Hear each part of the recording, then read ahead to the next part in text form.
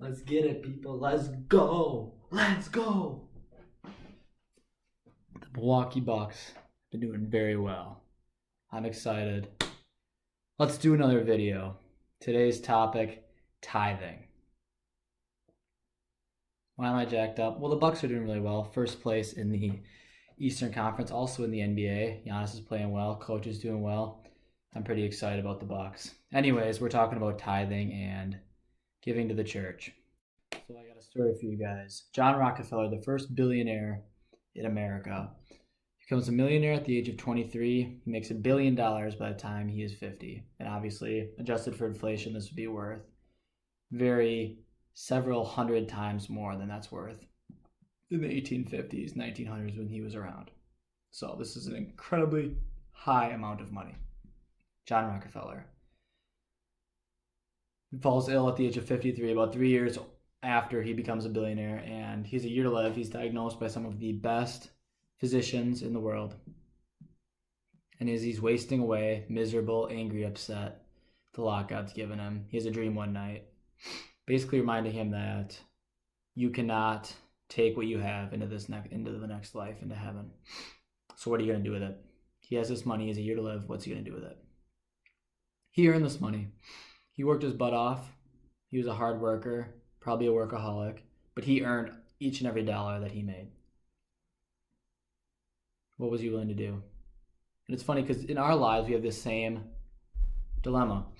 I earned this money from my paycheck or from my work. I worked my butt off for this money.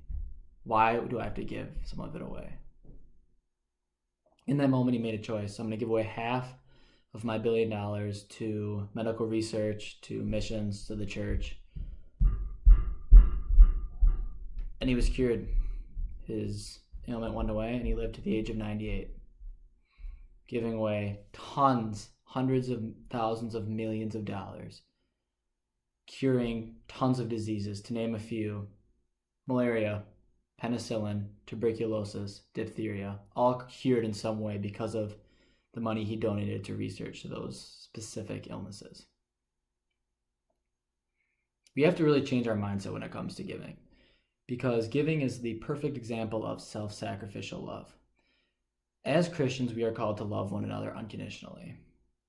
And what better way to unconditionally love someone than by giving someone that you might not even know, your money, money you worked your butt off to get. Time that, well, you will never get back because you worked for something, maybe a cause you believed in, maybe for a wage that you wanted, maybe a job you hated, but you earned that money. What better definition of unconditional love than to give something you earned for the good of someone else? The Catechism states, the precepts of the church maintain that each person has a duty to support the material needs of the church. In each and every age, there's great saints that rise up because of the difficulty of the times. The Catholic Church in this time is no different. Going through the wake of the sexual abuse scandal with all the priests recently in the mid to late 1900s, we have an opportunity to revitalize the church. We each have a purpose in this new church and a new reason to fight and get people back into the church and to believe in something that is the truth, that Christ put his foundation on. We have a choice. What better way to show our support than with our money? There's a phrase, God is never outdone in generosity. Don't be surprised when you start giving, or if you are giving, start looking. God will start providing for you in abundant ways with his grace. And remember, God is never outdone in generosity. By giving the best of what we have, whatever percent that is for you, obviously 10% is the number that's thrown around a lot. I would also encourage that to be pre-gross, which means pre-tax. When we give money, even when we don't know if we can make ends meet, it's a funny way of telling God, you have control of my life. God, I have faith in your plan.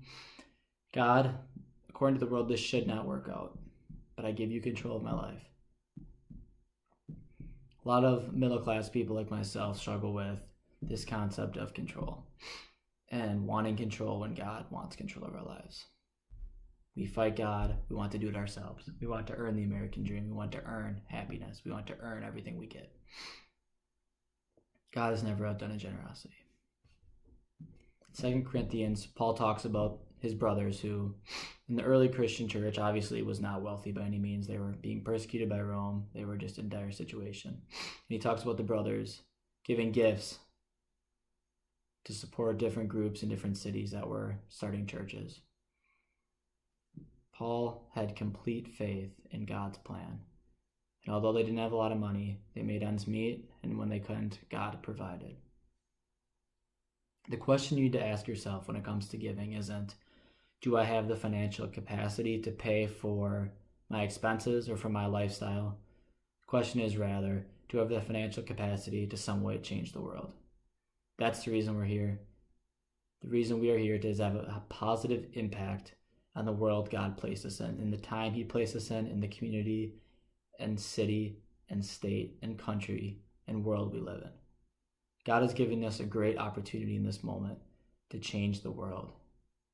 You can do it by being kind to others, by showing others Jesus in your actions, thoughts, and words and prayers. Make sure your money is there as well.